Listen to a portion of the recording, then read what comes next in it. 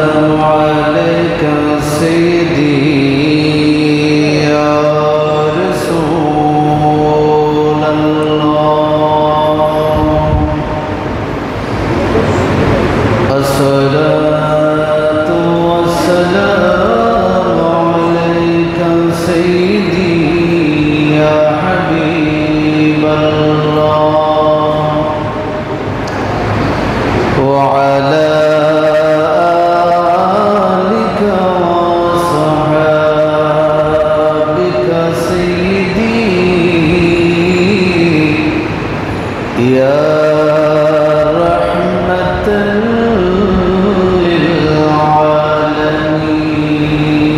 للعالمين أعوذ بالله من الشيطان الرجيم بسم الله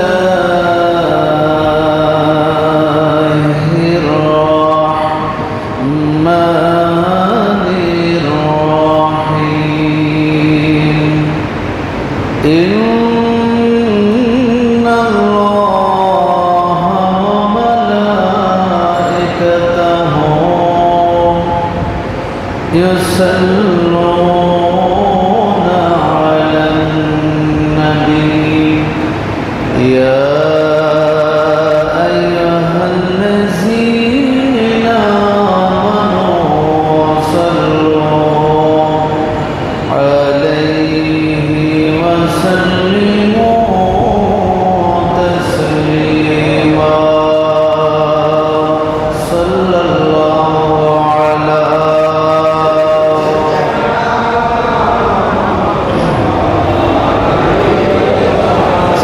صحابه وسلم صلى الله على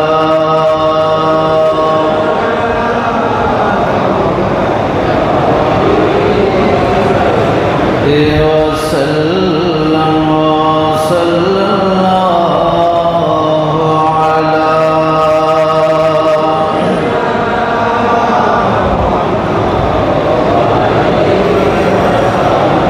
وسلم اللهم صل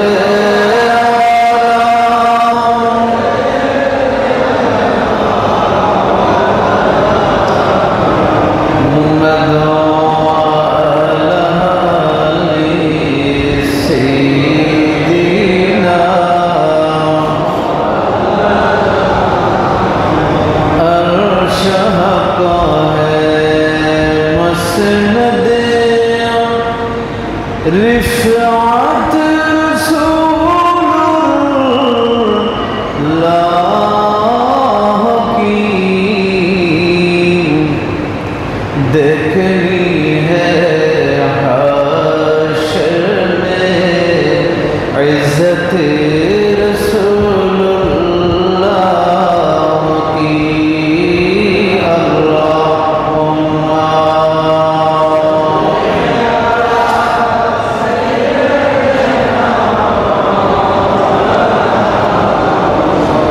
وعلى آل سيدنا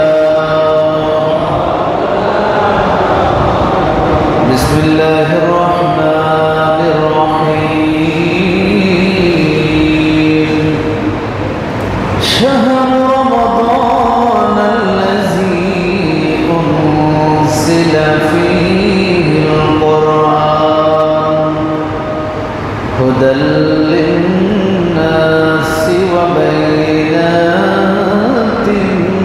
من الهدى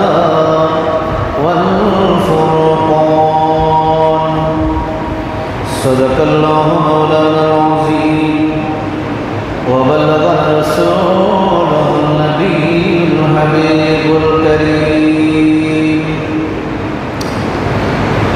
পবিত্র মহিমান্বিত মাস রমজানুল মুবারকের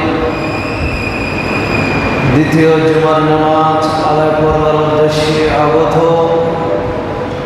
मुअज्जज़ मोहतरम हज़रात मुसल्लियान किराम যুবক ভাইরা রহমানি ওয়া রাহমাতুল্লাহ, আসসালামু আলাইকুম ওয়া রাহমাতুল্লাহি ওয়া বারাকাতুহু। মহান রব্বুল আলামিনের পবিত্র দরবারে শত কোটি শুকরিয়ার সাজদা আদায় করছি যে মহান রব্বুল আলামিন পরওয়ারদিগারে আলম আমাদেরকে তার বাইতুল্লাহর মধ্যে আসার, নামাজ তাসবিহ তাহলিল আদায় করার পাশাপাশি তার হাবিবের উপর দরুদ ও সালামের হাদিয়া পেশ করার সুযোগটুকু দান করেছেন। সকলে উচ্চ আওয়াজে বলি আলহামদুলিল্লাহ। সম্মানিত উপস্থিতি, আল্লাহ পাক রব্বুল আলামিন আহকামুল হাকিমিন পবিত্র মাহে রমজানের রোজা তার বান্দাদের উপরে, বিশেষ করে ঈমানদার বান্দা যারা, তাদের উপরে 30টি রোজা যে ফরজ করেছেন, সেই 30টি রোজা ফরজ করার কারণ তিনি উল্লেখ করেছেন দুটি। আল্লাহ বলেছেন একটি কারণ হলো শুধু তোমাদের উপর না, তোমাদের পূর্বে যে জাতি আগে ছিল, আদম থেকে শুরু করে যারাই আমার বান্দা ছিল, আমার ইবাদত বন্দেগী যারা করত, তাদের উপর আমি রোজা ফরজ করেছিলাম। এই জন্য ধারাবাহিকতা রক্ষার্থে তোমাদের উপরও ফরজ করেছি। যেটা বলে সুবহানাল্লাহ। দ্বিতীয় কারণ আল্লাহ তাআলা বলেছেন লাআল্লাকুম তাত্তাকুন, রোজা তোমাদের উপর ফরজ করে দিয়েছি কারণ হলো যাতে তোমরা মুত্তাকি পরহেজগার হতে পারো। যেটা বলে সুবহানাল্লাহ। মুত্তাকি বানানোর জন্য আল্লাহ রোজা ফরজ করে দিয়েছেন, সিয়াম সাধনা এটা ফরজ করে দিয়েছেন বান্দাদের উপরে। আল্লাহর কোরআন বলছেন ইয়া আইয়ুহাল্লাযীনা আমানু কুতিবা আলাইকুমুস সিয়াম কামা কুতিবা আলাল্লাযীনা মিন ক্বাবলিকুম, তোমাদের উপরে রোজা ফরজ করা হয়েছে যেভাবে তোমাদের পূর্ববর্তীদের উপরও রোজা ফরজ করা হয়েছিল। দ্বিতীয় কারণ বলছেন লাআল্লাকুম তাত্তাকুন, যাতে করে তোমরা মুত্তাকি হতে পারো। এই মাহে রমজানের রোজা আমরা রাখি, 30টি রোজা অতিবাহিত হয়ে যায়। 30 রোজা শেষ হওয়ার পরে যারাই পরিপূর্ণ 30টি রোজা পালন করেছিল, দেখা যায় তাদের ভেতরে তাকওয়া নামক যে জিনিসটা, সেটার বিন্দু পরিমাণ সৃষ্টি হয়। এটা আমাদেরকে খেয়াল করতে হবে। আল্লাহ বলছেন রোজা ফরজ করেছি মুত্তাকি বানানোর জন্য, আর আমরা রোজা পালন করার পরে 30টা রোজা শেষ হলো, এরপরে দেখা যায় এই যে মুত্তাকি হওয়ার যে আলামত নিদর্শন, তাকওয়ার যে নিদর্শন, তার বিন্দু পরিমাণ নিদর্শন কোন বান্দার মধ্যে দেখা যায়। 30টি রোজা হয়তো আমি হালাল হারাম থেকে বেঁচে থাকলাম, রোজা যেই মাত্র শেষ হলো তার পরের দিন থেকে দেখা যায় আমাদের ভিতরে রোজার আগে যেই অভ্যাস ছিল, যেই স্বভাব আমাদের মধ্যে ছিল, সেগুলো আবার অটোমেটিকলি কি চলে আসে, ফিরে চলে আসে। তাহলে 30টা রোজা রাখার, 30টা রোজা ফরজ করার যেই উদ্দেশ্য ছিল, সেই উদ্দেশ্যকে হয় না হাসিল। ওইটা আমাদেরকে খেয়াল করতে হবে। তাকওয়া হলো এমন একটা জিনিস, এই তাকওয়া যদি কোনো বান্দার ভিতরে থাকে, উলামায়ে কেরাম বুজুর্গানে দ্বীন বলেছেন এই তাকওয়ার কারণে বান্দা খাইরে কাসীর, অগণিত কল্যাণ, খাজাইন, দুনিয়ার সমস্ত ধনভাণ্ডার তারা অর্জন করতে পারে। যেটা বলে সুবহানাল্লাহ। এখানে দুনিয়ার সমস্ত কল্যাণ এই তাকওয়ার কারণে অর্জিত হয়। এটা উলামায়ে কেরাম বলেছেন, বুজুর্গানে দ্বীন বলেছেন। তাহলে এই তাকওয়া অর্জন যাতে আমরা করতে পারি, সেই দিকে আমাদেরকে কি করতে হবে, খেয়াল করতে হবে। শুধু রোজা রাখলে হবে না, রোজা দিন দিন শেষ হয়ে যাচ্ছে। আজকে 13টি রোজা আমাদের থেকে বিদায় নিতে যাচ্ছে। বাকি যে 17টি রোজা আমাদের কাছে আছে, সেই 17টা রাখলে আমরা যে মুত্তাকি হতে পারবো এটার কোনো গ্যারান্টি নেই। তাহলে আমাদেরকে চেষ্টা করে যেতে হবে আমরা যাতে কি হতে পারি, মুত্তাকি হতে পারি। তাকওয়া এটা যেন আমাদের ভিতরে আসে, তাকওয়া আল্লাহর ভয় যেন আমরা লালন করতে পারি, আমরা অর্জন করতে পারি, সেদিকে আমাদের খেয়াল করতে হবে। আল্লাহ আমাদেরকে বোঝার তৌফিক দান করুন, সকলে বলি আমিন। হাদিসে পাকের মধ্যে বলেছেন, নবী করিম সাল্লাল্লাহু আলাইহি ওয়াসাল্লাম বলেছেন, বুখারী এবং মুসলিমে বর্ণিত 2840 নম্বর হাদিস, হযরত আবু সাঈদ খুদরী রাদিয়াল্লাহু তাআলা আনহু তিনি বর্ণনা করেন, নবী করিম সাল্লাল্লাহু আলাইহি ওয়াসাল্লামকে বলতে তিনি শুনেছেন, নবী করিম সাল্লাল্লাহু আলাইহি ওয়াসাল্লাম বলেন, মান সামা ইয়াওমান ফি সাবিলিল্লাহ, যারা আল্লাহর রাস্তায় আল্লাহর ওয়াস্তে একটি রোজা রাখে, বা'দাল্লাহু ওয়াজহাহু আনিন নার 70 খরিফান,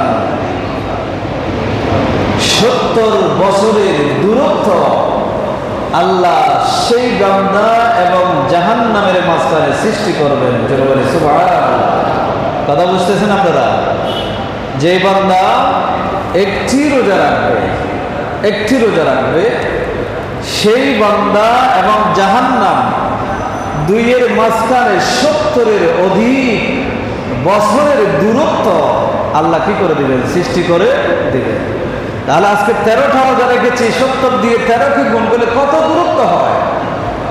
এই মাহে রমজানের রোজা বান্দাকে এত দূরত্ব জাহান্নাম থেকে সরিয়ে দেয়, এত দূরে নিয়ে যায়, জাহান্নাম থেকে জান্নাতের কাছে নিয়ে যায়। এরপরে দেখা যায় বান্দা এই মাস শেষ হওয়ার পরে আবার জাহান্নামের কাজের দিকে কি হয়, ধাবিত হয়। তাহলে যেইভাবে রোজা রাখা দরকার ছিল সেভাবে আমরা কি রাখতে পারি না, রোজা রাখতে পারি না। এই মাস এটা হচ্ছে শাহরে নুজুলিল কোরআন, কোরআন নাজিলের মাস, কোরআন নাজিলের মাস, অবতীর্ণ হওয়ার মাস। যেই কোরআনকে আমরা বলছি আমাদের জন্য সংবিধান, যেই কোরআনের ভেতরে আল্লাহ আমাদের জন্য ইসলামী দিক নির্দেশনা দিয়েছেন, যেই কোরআনের ভেতরে আল্লাহ আমাদের পার্থিব দৈনন্দিন জীবনের পারিবারিক, সামাজিক, রাষ্ট্রীয়, রাজনৈতিক, অর্থনৈতিক, ধর্মীয় জীবনের দিক নির্দেশনা দিয়েছেন, সেই কোরআন যেই মাসে নাজিল হয়েছে সেই মাস হলো মাহে রমজান। জোরে বলে সুবহানাল্লাহ। আল্লাহ তাআলা বলছেন, শাহরু রমাদান আল্লাযী উনজিলা ফীহিল কোরআন, এই রমজান মাস এটা হলো কোরআন নাজিলের মাস। কিসের মাস? আওয়াজ দিয়ে বলুন না, কোন মাস? কোরআন নাজিলের মাস। কিসের মাস? কোরআন নাজিলের মাস। আল্লাহ তাআলা কোরআন নাজিলের মাস হিসেবে সেটাকে আখ্যায়িত করেছেন। এই মাস হলো 12টি মাসের মধ্যে কোন মাসের কথা কোরআনে উল্লেখ নাই, একটি মাসের কথা আল্লাহর কোরআনে উল্লেখ আছে, সেই মাসটির নাম হলো রমজান। জোরে বলে সুবহানাল্লাহ। এই দিক দিয়ে এই মাহে রমজানের গুরুত্ব অত্যন্ত বেশি।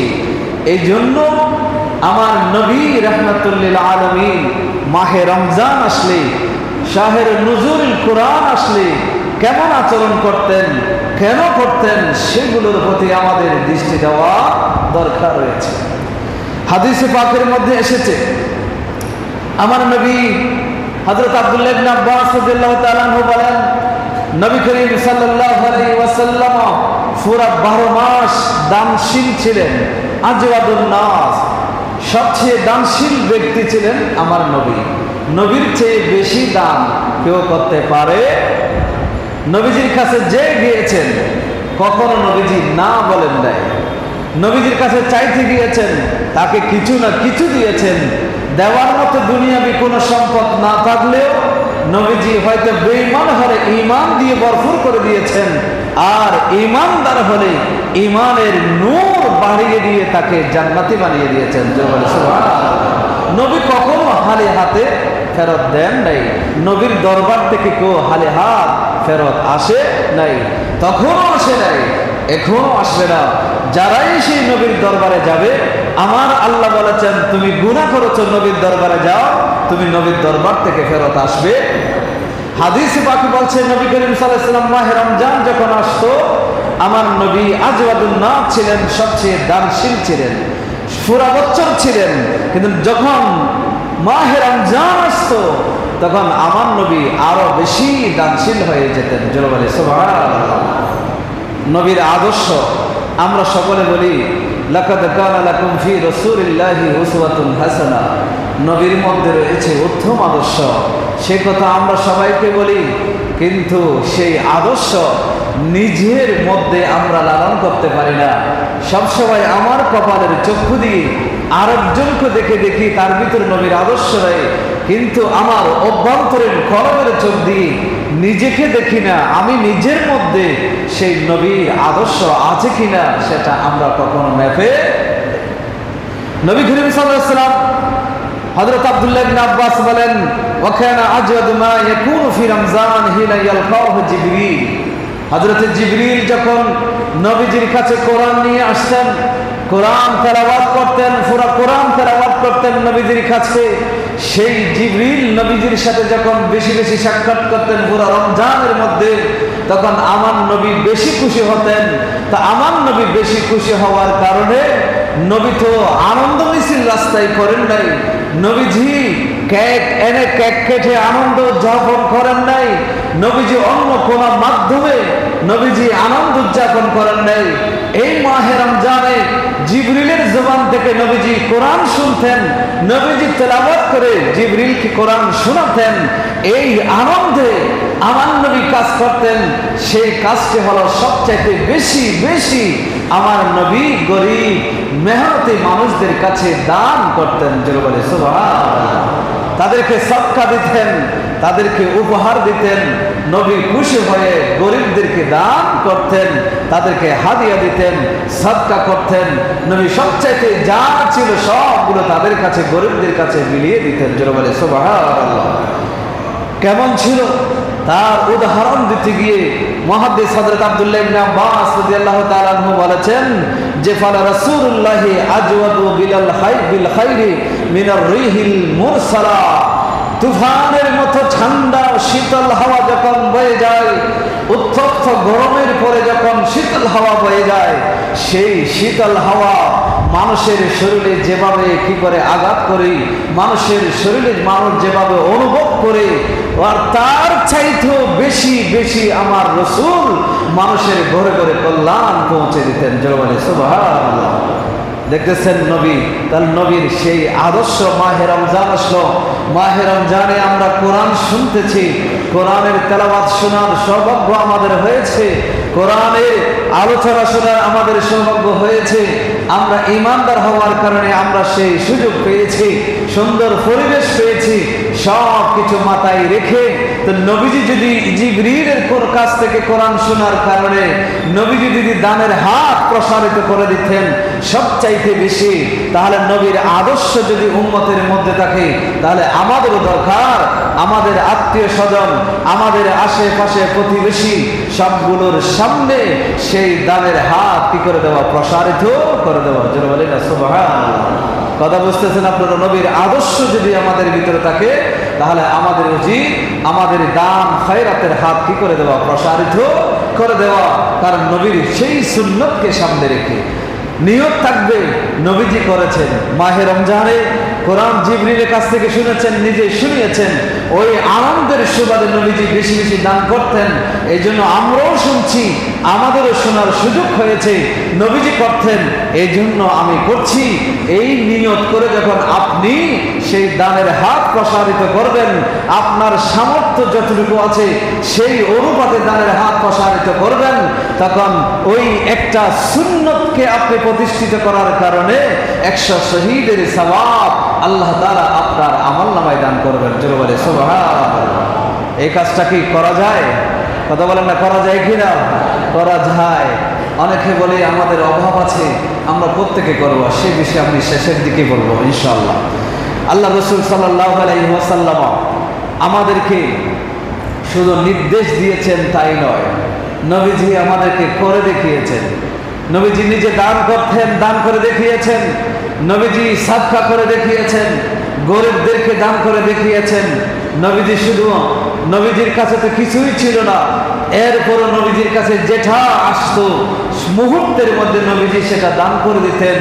জগৎবাসীকে শিক্ষা দিয়েছেন ভোগে শান্তি নেই, বরং ত্যাগেই শান্তি, প্রশান্তি, সেটা পুরা বিশ্ববাসীকে আল্লাহর নবী রাহমাতুল লিল আলামিন শিক্ষা দিয়েছেন। জোরে বলে সুবহানাল্লাহ। সম্মানিত উপস্থিতি, আমার রাসূল সাল্লাল্লাহু আলাইহি ওয়াসাল্লাম এই মাহে রমজান যখন আসতো, নবীজি সবচাইতে বেশি ইবাদত বন্দেগী করতেন।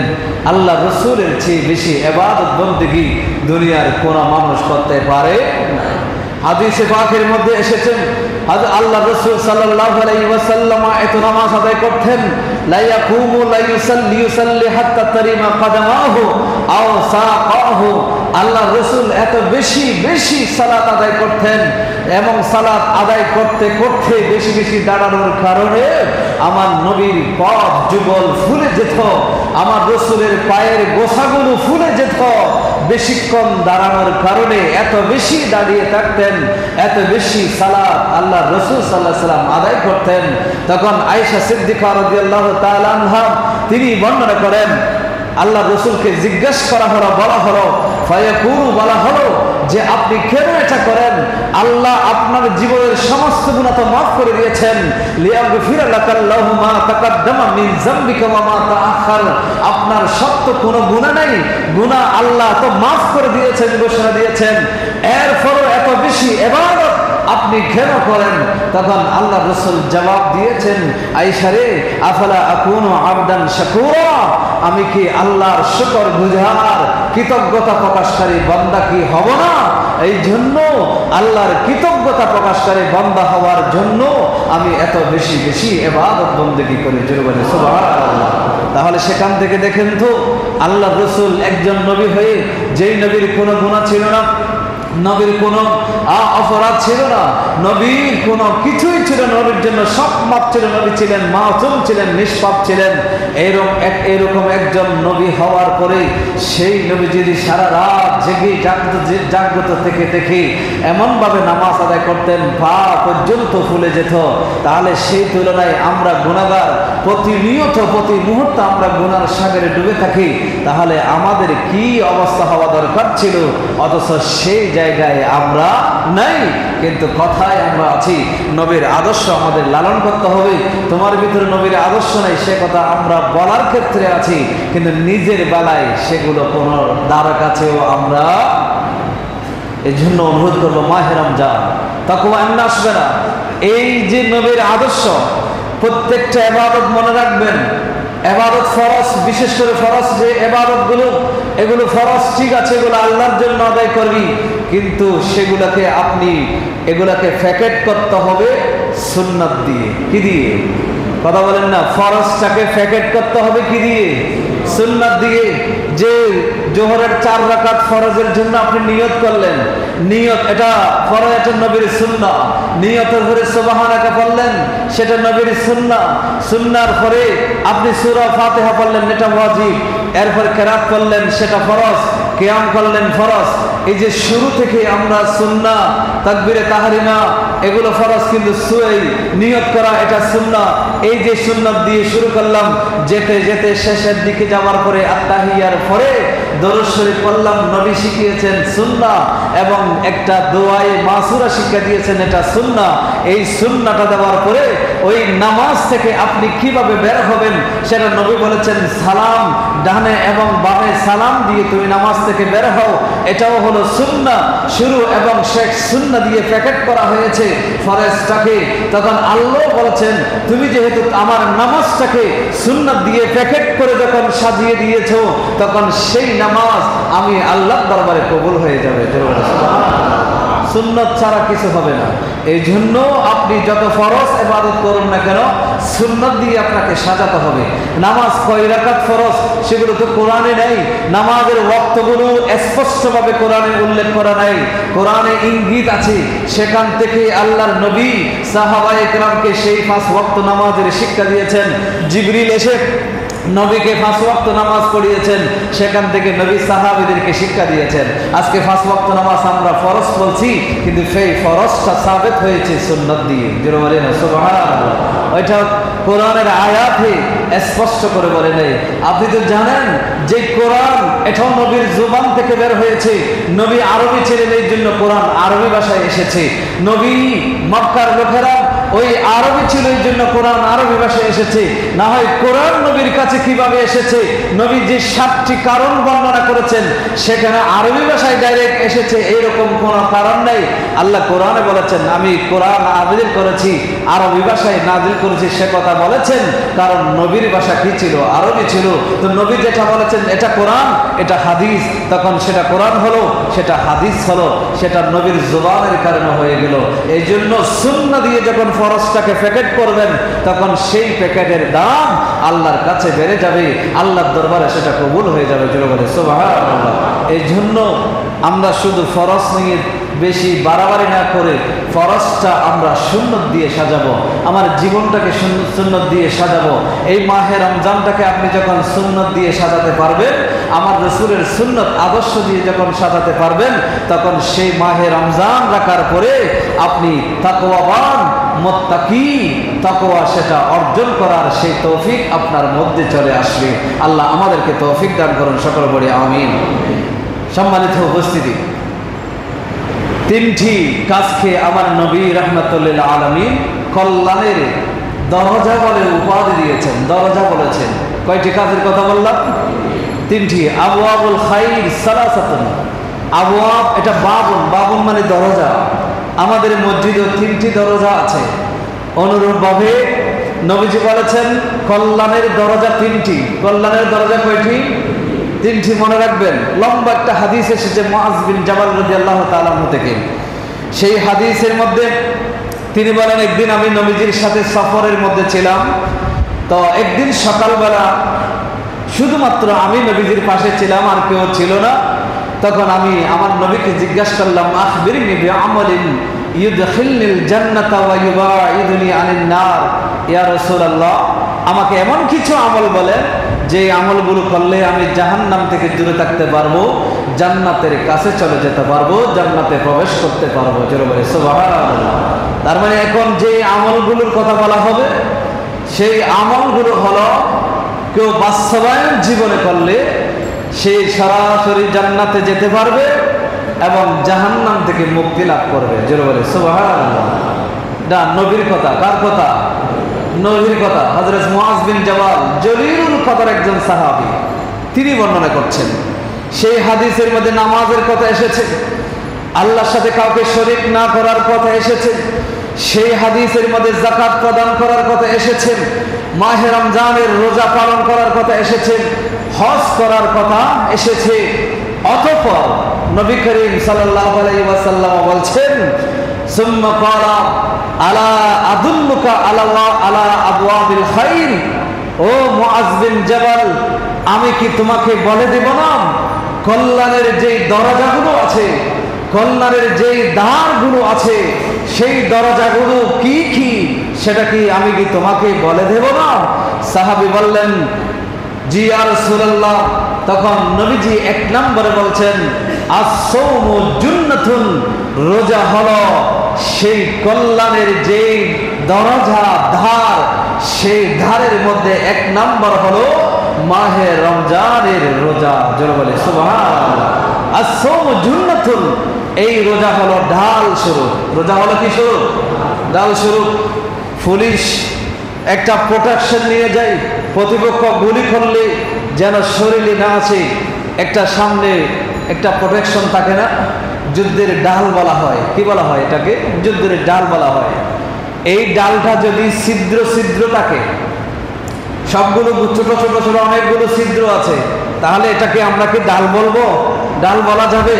এটাকে পুলিশকে নিরাপত্তা দিতে পারবে? পারবে না। আপনি যুদ্ধে গেছেন, আপনি যে ডালটা নিয়েছেন, সেই ডালের মধ্যে যদি ছিদ্র থাকে, তাহলে সেই ডাল আপনাকে কি দিতে পারবে? নিরাপত্তা দিতে পারবে না। তাহলে সেই আল্লাহ বলছেন, নবীজি বলছেন, রোজা হলো তোমার জন্য ঢাল স্বরূপ, জাহান্নাম থেকে বাঁচার ঢাল স্বরূপ হলো রোজা। কিন্তু সেই ডালের মধ্যে সবচাইতে গুরুত্বপূর্ণ, সবচাইতে বেশি গুরুত্বপূর্ণ দুটি ছিদ্র থাকে। সেই ছিদ্রগুলো যদি থাকে তাহলে সেই রোজা আপনার আমার পক্ষে ডাল হিসেবে কাজ করবে না। এক নম্বর সেই ছিদ্রটা হলো আল গীবত। গীবত কি বললাম? গীবত আমরা তো বুঝি, সবাই বুঝি না গীবত কাকে বলে? গীবত আমরা সবাই বুঝি। এই গীবত যদি থাকে, রোজাতে আপনার জন্য ডাল, সেই ডালের মধ্যে ছিদ্র তৈরি হয়ে যাবে, তখন আপনার নিরাপত্তা বিঘ্নিত হবে। দ্বিতীয় নম্বর হলো আল কিজবু, মিথ্যা কথা। মিথ্যা কথা, এই মিথ্যা কথা যারা বলে, এটা হলো ওই ডালের মধ্যে দ্বিতীয় ছিদ্র। এই ছিদ্র যখন আপনার ডালের মধ্যে থাকবে, তখন রোজা আপনার ডাল স্বরূপ হিসেবে আপনার জন্য কোনো কাজ করবে না। যাই হোক, এক নম্বর হলো রোজা। দ্বিতীয় নম্বর নবীজি বলেছেন ওয়াসাদকাতু তুতফিউল খাতিয়া। দ্বিতীয় নম্বর হলো সাদকা, দান খায়রা। এই দান খায়রা তুতফিউল খাতিয়াতা, তোমার জীবনের যত গুনাহ আছে, যত পাপ আছে, অপরাধ আছে, সেগুলোকে মোচন করে দেন। জোরে বলে সুবহানাল্লাহ। সাদকা তোমার জীবনের গুনাহ মোচন করে দেন। কিরকম? কামা ইউতফিউল মাউন নারা, যেভাবে পানি আগুনকে নিভিয়ে দেয়, আগুনকে যখন নিঃশেষ করে দেয় যেভাবে পানি, অনুরূপভাবে সদকা করলে সেই সদকা তোমার জীবনের যত গুনাহ আছে, পাপ আছে, অপরাধ আছে, সবগুলোকে কি করে দেয়? মোচন করে দেয়। আর সদকাতে তারুদ্দুল বালা, সদকা মানুষের থেকে বিপদ দূর করে দেয়। মানুষের উপরে বিপদ আসতে চায়, কিন্তু সে যখন সদকা করে ফেলে, তখন সেই সদকার কারণে যত বড় বিপদ হোক না কেন, সেই বিপদটা তার জীবন থেকে চলে যায়। এই জন্য দান সদকা আমাদেরকে বেশি বেশি করতে হবে। তৃতীয় নম্বর নবীজি বলেছেন ওয়াসালাতুর রাজুলি ফি জাওফিল লাইল। তিন নম্বর হলো গভীর রাতে দাঁড়িয়ে আল্লাহর দরবারে সাজদা দেওয়া। জোরে বলেন সুবহানাল্লাহ। ওয়াসালাতুর রাজুল, বান্দা যখন নামাজ দাঁড়িয়ে যায় গভীর রাতে, যখন সমস্ত মানুষগুলো ঘুমিয়ে থাকে, সমস্ত সৃষ্টিগুলো ঘুমিয়ে থাকে, সেই মুহূর্তে বান্দা যখন আরামের বিছানা ছেড়ে যখন ওই নামাজের মধ্যে দাঁড়িয়ে যায়, যেই বান্দা ওই নামাজের মধ্যে দাঁড়িয়ে যায়, তখন সেই নামাজ ওই বান্দার জন্য ডাল হিসেবে কাজ করবে, ওই বান্দার জন্য কল্যাণের দরজা উন্মুক্ত করে দিবে। জোরে বলে সুবহানাল্লাহ। কয়টি বিষয় বললাম? তিনটি মনে রাখবেন। এক নম্বর হলো রোজা, দ্বিতীয় নম্বর হলো সাদকা, তৃতীয় নম্বর হলো তাহাজ্জুদের নামাজ। তৃতীয় নম্বর হলো কি? তাহাজ্জুদের নামাজ। তাহাজ্জুদের নামাজে যখন উঠবেন, তখন নবীজি একটা দোয়া শিখিয়ে দিয়েছেন। বুখারীর 5 পারার মধ্যে সেই দোয়াটা এসেছে। কিতাবুত তাহাজ্জুদের যে অধ্যায় আছে সেখানে নবীজি বলেছেন, তোমরা যখন রাত্রে জাগরণ করবা, ঘুম থেকে উঠবা, ঘুম থেকে উঠে বিছানায় একটু আমরা বসি, ওঠার সাথে সাথে তো দৌড় মারি না, উঠে একটু বসি, বসার পরে নবীজি বলে একটা দোয়া করবা। সেই দোয়াটা হলো কি? লা ইলাহা ইল্লাল্লাহ ওয়াহদাহু লা শারীকা লাহু লাহুল মুলকু ওয়া লাহুল হামদু ওয়া হুয়া আলা কুল্লি শাইইন কাদির। আলহামদুলিল্লাহ, সুবহানাল্লাহি ওয়া লা হাওলা ওয়া লা কুওয়াতা ইল্লা বিল্লাহিল আলিয়্যিল আযীম। আল্লাহ রাসূল সাল্লাল্লাহু আলাইহি ওয়াসাল্লাম বলেন, এই দোয়া যখন তুমি একবার পড়বা, এই মুহূর্তে ওই মুহূর্তে তোমার ওযু নাই, মাত্র ঘুম থেকে উঠেছো, এখনো কুলি করে নাই, মুখ দিয়ে দুর্গন্ধ বের হচ্ছে, কোনো অসুবিধা নেই। এই দোয়াটা বিছানা বসে পাঠ করার পরে তুমি যখন ওই মুহূর্তে বলবা আল্লাহুম্মা গফিরলি, আল্লাহ আমাকে ক্ষমা করে দাও, রাসূল গ্যারান্টি দিয়ে বলেছেন উস্তুজিবা উস্তুজিবা, তোমার দোয়া আল্লাহর দরবারে কবুল হয়ে যাবে। সুবহানাল্লাহ। রাসূল গ্যারান্টি দিয়ে বলেছেন, বুখারী শরীফের মধ্যে 5ম পারায় কিতাবুত তাহাজ্জুদের মধ্যে এসেছে এই দোয়া। রাসূল বলেছেন, অতঃপর ওযু করার পরে নামাজ পড়বে, সেই নামাজ পড়ার পরে যখন সে যে কোনো বিষয়ে যখন আল্লাহর কাছে দোয়া করবে, আল্লাহ পাক সেই দোয়া কবুল করে নেবেন। জোরে সুবহানাল্লাহ। এই জন্য এই তিনটি বিষয়ের মধ্যে আমাদের খেয়াল রাখতে হবে যে কল্যাণের দরজা হলো তিনটি: রোজা, সাদকা এবং তাহাজ্জুদের নামাজ। আরেকটা হাদিস এসেছে, কোরআন এসেছে, তিনটি আমল যেন আমাদের জীবন থেকে ভুলে না যায়। আল্লাহ তাআলা সে কথা আমাদেরকে উৎসাহ দিয়ে আমাদেরকে আল্লাহর কোরআনের মধ্যে সেটা বলেছেন। আল্লাহ পাক রব্বুল আলামিন বলেন, ইন্নাল্লাযীনা ইয়াতলুনা কিতাবাল্লাহি ওয়া আকামুস সালাতা ওয়া আনফাকু মিম্মা রাযাকনাহুম سرا وعلانية يرجون تجارة لن تبور আল্লাহ পাক রব্বুল আলামিন বলেন নিশ্চয় আল্লাযীনা ইয়াতলুনা কিতাবাল্লাহ তিনটি গুণ তিনটি বৈশিষ্ট্য তিনটি আমলের কথা আল্লাহ বলে দিয়েছেন আল্লাহ বলছেন নিশ্চয় যারা আল্লাহর কিতাব যারা তেলাওয়াত করে আল্লাহর কিতাব যারা কি করে তেলাওয়াত এটা যেন আমাদের জীবন থেকে যেন মুছে না যায় অনেক ভাইরা বলে আমি সব সময় কথা বলি অনেক ভাইরা বলে আমি তো কোরআন জানি না পড়ব কোত্থেকে আপনি তো সূরা ফাতিহা তো আপনি জানেন সূরা ইখলাস তো আপনি জানেন 10টা সূরা মোটামুটি আপনার জানা আছে আপনি সারা দিন সেগুলো তেলাওয়াত করেন তাহলে কোরআন তেলাওয়াতকারীর অন্তর্ভুক্ত আপনি হয়ে যাবেন বড় করে বলেন সুবহানাল্লাহ সূরা ইখলাস এই সূরা ইখলাস যারা সবচেয়ে বেশি বেশি তেলাওয়াত করে তিনবার তেলাওয়াত করলে এক কদম কোরআনের সওয়াব হবে নবীজি বলেছেন যারা সবচেয়ে বেশি বেশি তেলাওয়াত করে এরকম একজন সাহাবী মুয়াবিয়া ইবনে মুয়াবিয়া আল্লাইসি রাদিয়াল্লাহু তাআলা আনহু তাবুক যুদ্ধের সময় মদিনায় ইন্তেকাল করেছিলেন নবীজি দেখলেন সূর্য একদম স্পষ্ট মিষ্টি রোদ দিয়ে উদিত হয়েছে জিজ্ঞাসা করলেন নবীজি জিবরিলকে জিবরিল এই অবস্থা কেন তখন জিবরিল বলেছিলেন আপনার একজন সাহাবী মদিনায় ইন্তেকাল করেছেন তখন বলে তার ইন্তেকালের কারণে সূর্য এত সুন্দর করে উদিত হয়েছে কারণ কি বলে হাজার হাজার ফেরেশতা তার জানাজার জন্য জমিনে নেমে এসেছেন জোরে বলে সুবহানাল্লাহ বলে কেন নেমে এসেছে এত ফজিলত তার কোত্থেকে আসলো তখন হযরত জিবরিল বলেন তিনি সবচেয়ে বেশি বেশি সূরা ইখলাস শরীফ তেলাওয়াত করতেন জোরে বলে সুবহানাল্লাহ সূরা ইখলাস কুল হুয়াল্লাহু আহাদ আল্লাহুস সামাদ লাম ইয়ালিদ ওয়া লাম ইউলাদ ওয়া লাম ইয়াকুল লাহু কুফুয়ান আহাদ এক মিনিটও আমাদের প্রয়োজন হয় না হয়তো 10 থেকে 12 সেকেন্ড মতো প্রয়োজন হয় এই সেকেন্ডের ভিতরে আমরা সূরা ইখলাস তেলাওয়াত করি আপনি হাঁটতেছেন কোনো অসুবিধা নেই তেলাওয়াত করেন কোরআন তেলাওয়াতকারীর অন্তর্ভুক্ত আপনি হয়ে যাবেন তা আল্লাহ তাআলা বলছেন যারা কোরআন তেলাওয়াত করে ওয়া আকামুস সালাতা এবং নামাজ কায়েম করে নামাজ প্রতিষ্ঠা করে নিজেও পড়ে পরিবারকে পড়ার জন্য বলে সমাজের লোকদেরকে পড়ার জন্য বলে ওয়া আনফাকু মিম্মা রাযাকনাহুম সিররান ওয়া আলানিয়াতান আমি যেই রিজিক তাকে দিয়েছি সেই রিজিক থেকে সে গোপনে প্রকাশ্যে সে মানুষের কাছে দান করে খরচ করে দান সদকা করে এই তিনটি কাজ যারা করে বলে তারা কারা ইয়ারজুনা তিজারাতান লান তাবুর তারা এমন একটি লেনদেন ব্যবসায়ীর আশা করে যেই ব্যবসা কোনোদিন ক্ষতিগ্রস্ত হবে না জোরে বলেন সুবহানাল্লাহ এই ব্যবসা আল্লাহর সাথে ব্যবসা এই ব্যবসার মধ্যে কোনো ক্ষতির আশঙ্কা নাই আল্লাহ বলেছেন লিউআফিয়াহুম উজুরহুম আল্লাহ বলেছেন তাদের প্রতিদান আল্লাহ পরিপূর্ণভাবে তাদেরকে দান করবেন ওয়া ইয়াযীদুহুম মিন ফাদলিহি আল্লাহর করুণা তাদের উপর বাড়িয়ে দিবেন ইন্নাহু গফুরুন শাকুর নিশ্চয় তিনি ক্ষমাশীল এবং দয়াবান জোরে বলে সুবহানাল্লাহ তাহলে এই তিনটি কাজ আমাদের জীবন থেকে যেন সরে না যায় আমরা যতটুকু পারি কোরআন তেলাওয়াত করব নামাজ কায়েম করব গত জুমা পর্যন্ত নামাজের কথা আমি বলেছিলাম নামাজ কায়েম করব 3 নম্বর কাজ হচ্ছে দান সদকা যেই যতটুকু পারি আমরা করব আল্লাহ আমাদের তৌফিক দান করে সবাই পড়ে আমিন আমি একটা হাদিস বলে আমি কথাগুলো শেষ করে দিচ্ছি হযরতে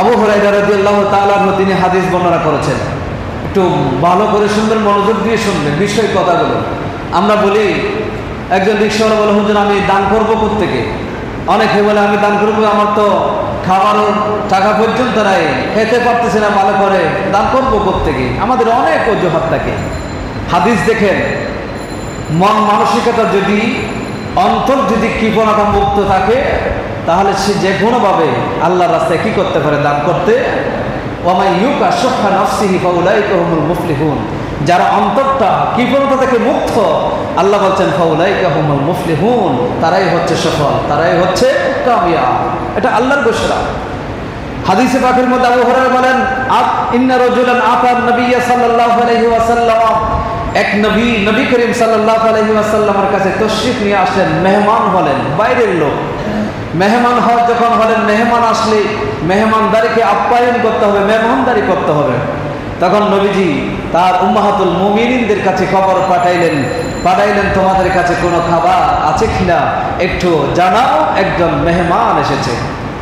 উম্মাহাতুল মুমিনিন প্রত্যেকজন নবীজির কাছে মেসেজ পাঠাইলেন, খবর পাঠাইলেন, ইয়া রাসূলুল্লাহ আমাদের কাছে পানি ছাড়া আর কোনো খাবার আমাদের কাছে নাই। চিন্তা করতেছেন, যিনি দুজাহানের বাদশা নবী, যিনি দুজাহানের বাদশা, সাইয়্যিদুল মুরসালিন, সাইয়্যিদুস সাকলাইন যাকে বলা হয়, রাহমাতুল লিল আলামিন যাকে বলা হয়, তার স্ত্রীদের ঘরে শুধু পানি আছে, পানি ছাড়া আর কোনো কিছু। হযরত আয়েশা সিদ্দিকা রাদিয়াল্লাহু তাআলা আনহা থেকে বর্ণিত, তিনি উরওয়া রাদিয়াল্লাহু তাআলা আনহুকে বলেছিলেন, উরওয়া শুনো, আমাদের ঘরে এমন সময় যেত দুটি কালো জিনিস ছাড়া আর কিছু থাকতো না, একটা হচ্ছে খেজুর আর একটা হচ্ছে পানি, এই দুইটা দিয়ে আমরা জীবন পার করে দিতাম। এমনকি আমরা 3টা চাঁদ দেখেছি, জীবনে আমাদের ঘরে কখনো চুলার মধ্যে আগুন জ্বালাতে হয় নাই, চুলার মধ্যে আগুন জ্বলে নাই। চিন্তা করে দেখছেন, 3 মাস, 1 মাস, 2 মাস, 3 মাস পর্যন্ত সময় গিয়েছে, চুলায় আগুন জ্বালাতে পারে নাই আল্লাহর নবীর স্ত্রীরা। এরকম একটা অবস্থা নবীর ঘরে প্রতিবাহিত হয়েছে। আমরা বেশি গরিব না নবীর স্ত্রীরা কি ছিল? অভাব ছিল। কাদের অভাব বেশি ছিল? একটু চিন্তা করে দেখেন এখানে। তো নবীজির স্ত্রীরা যখন বললেন আমাদের ঘরে পানি আছে আর কিছু নাই, তখন নবীজি মজলিসের মধ্যে ঘোষণা দিলেন, তোমাদের মধ্যে কে আছো যে আমার এই মেহমানকে একটু মেহমানদারি করবে? তখন আল্লাহ নবীর সাহাবী হযরত আবু তালহা রাদিয়াল্লাহু তাআলা বলেন, ইয়া রাসূলুল্লাহ আমি আপনার এই মেহমানকে মেহমানদারি করব। জোরে বলে সুবহানাল্লাহ। হযরত আবু তালহা মেহমানকে ঘরের মধ্যে নিয়ে গেলেন। ঘরের মধ্যে নিয়ে গিয়ে স্ত্রীকে ডাক দিয়ে বলেন, ও আমার স্ত্রী শোনো, এই মেহমান হলো আল্লাহর নবী মেহমান, আকরিমি যায়ফা রাসূলুল্লাহ সাল্লাল্লাহু আলাইহি ওয়াসাল্লাম, নবীজির মেহমানকে একটু সম্মান করো, নবীজির মেহমানকে একটু খাবার দান করো, তাকে আতিথ্য দান করো, নবীর মেহমানকে একটু সম্মান করো। যাত্রার মেহমান না, এটা আমার মেহমান না, নবীর মেহমান। তখন স্ত্রী বললেন, আপনি মেহমান নিয়ে এসেছেন, আমাকে জিজ্ঞেস করেন নাই, আমাদের ঘরে শুধু বাচ্চাদের খাবার ছাড়া অন্য কোনো খাবার, কথা বলেন না, বাচ্চাদের খাবার ছাড়া অন্য কোনো খাবার, শুধু বাচ্চাদের খাবার আছে। আবু তালহা বললেন, তাহলে ঠিক আছে, বাতি প্রজ্বলিত করো, খাবারগুলো রেডি করো, বাচ্চারা যখন খাবার খুঁজবে তখন বাচ্চাদেরকে আবুল ডাবুল কথা বলে কোনো রকম বুঝ দিয়ে তাদেরকে ঘুম পাড়িয়ে দাও। এবং মেহমানের সামনে খাবার দেওয়া হলো। মেহমান শুধু মেহমান খেতে পারবে, আর কেউ খেতে পারবে না। আবু তালহা খেতে পারবে না, নিজের স্ত্রী খেতে পারবে না, সন্তানগুলোকে খাবার দেওয়া যাবে না, শুধু মেহমানকে দেওয়া যাবে। মেহমানের সামনে সমস্ত খাবার দিয়ে দিল। হযরত আবু তালহা বলেন, স্ত্রী সেখান থেকে সামনে থেকে সরে গিয়ে বাতিটা ঠিক করার নাম দিয়ে বাহানা দিয়ে বাতিটাকে নিভিয়ে দিল। তারা অন্ধকারের মধ্যে মেহমানকে বোঝাতে চাইলো, আমরাও কাটছি, আপনি কান। মেহমান পেট ভরে খাইলো, রাত ঘুমিয়ে গেল। ওই আবু তালহা এবং স্ত্রী উপবাস ক্ষুধার্ত অবস্থায় রাত কাটিয়ে দিল। কাটিয়ে দেওয়ার পরে সকাল যখন হলো, নবীজির দরবারে চলে গেলেন। আল্লাহর নবী হযরত আবু তালহাকে দেখে বললেন, ও আবু তালহা শোনো, যে 2জন মানুষের অবস্থা দেখে আল্লাহ পাক রব্বুল আলামিন আরশ আজিমের মধ্যে হাসি দিয়েছে। আল্লাহ আরশ আজিমের মধ্যে হেসেছেন তোমাদের 2জনের অবস্থা দেখে। তোমার গত রাতে যেই অবস্থা করেছো, গত রাতে যেই কাজ তোমরা করেছো, এই কাজটা দেখে আল্লাহ তাআলা আরশ আজিমের মধ্যে হেসে পড়েছেন। জোরে বলে সুবহানাল্লাহ। সাহাবীদের মধ্যে কি আদর্শ ছিল দেখেন, আর আমাদের মধ্যে কোন আদর্শ আছে, এগুলো আমাদেরকে জীবনে বাস্তবায়ন করার দরকার নেই। কথা বলেন, দরকার আছে না নেই? দরকার যদি থাকে, অবাক এটার কোনো অভিযোগ থাকতে পারে না। আল্লাহ কোরআনে আয়াত নাযিল করেছেন, সেই 2জন সাহাবী আবু তালহা এবং আবু তালহার স্ত্রীর শানে আল্লাহ আয়াত নাযিল করেছেন, ওয়া ইউসিরুনা আলা আনফুসিহিম, বলেছেন এমন সাহাবীও আছে যারা নিজেদের উপরে রসুলের মেহমানদারিকে, রসুলের মেহমানদারিকে তারা প্রাধান্য দিয়ে থাকে। ওয়ালাউ কানা বিহিম খাসাসা, যদিও তাদের ভিতরে অভাব ছিল, তাদের ভিতরে দুর্ভোগ ছিল, তারপর নিজেকে প্রাধান্য না দিয়ে অপরকে প্রাধান্য দিয়েছেন। আল্লাহ বলেছেন ওয়ামা ইউকা শাফা নাফসিহি ফাউলাইকা হুমুল মুফলিহুন, যারা অন্তরের সেই কৃপণতা থেকে যারা মুক্ত হতে পেরেছে তারাই হচ্ছে দুনিয়াতে সফল। জোরে বলে সুবহানাল্লাহ। এই জন্য অনুরোধ করব, এই সফলতা যদি অর্জন করতে চায় অকাতরে দান করবেন। যার যতটুকু আছে, 10 টাকা থাকলে সেখান থেকে যদি 1 টাকা দান করতে পারেন তাহলে 1 টাকা দান করেন। তাহলে আপনি একজন কোটিপতি 1 লক্ষ টাকা দান করে যে সওয়াব পাবে না, আপনি হয়তো 1 টাকা দান করে সেই সওয়াব আল্লাহ আপনাকে দান করবেন। কারণ এটা আপনার সামর্থ্য অনুযায়ী দান করা হলো। কি অনুযায়ী? সামর্থ্য অনুযায়ী দান করা হলো। এই জন্য অনুরোধ করব, এই মাস দান খয়রাত করার মাস, এই মাসে বেশি বেশি দান করবেন। এই মাসে আমরা যেন তাহাজ্জুদ, ইবাদত, কোরআন তেলাওয়াত সেগুলো যেন বেশি বেশি করতে পারি, সেদিকে আমরা খেয়াল করব। আগামী শুক্রবার দিবাগত রাত এটা আমাদের যে খতম শেষ হবে ইনশাআল্লাহ, এই মসজিদের মধ্যে কোরআনের খতমটা শেষ হবে সালাতুত তারাবির মাধ্যমে, সেদিকেও আমরা খেয়াল রাখবো। আল্লাহ পাক রব্বুল আলামিন আহকামুল হাকিমিন আমাদেরকে বুঝার তৌফিক দান।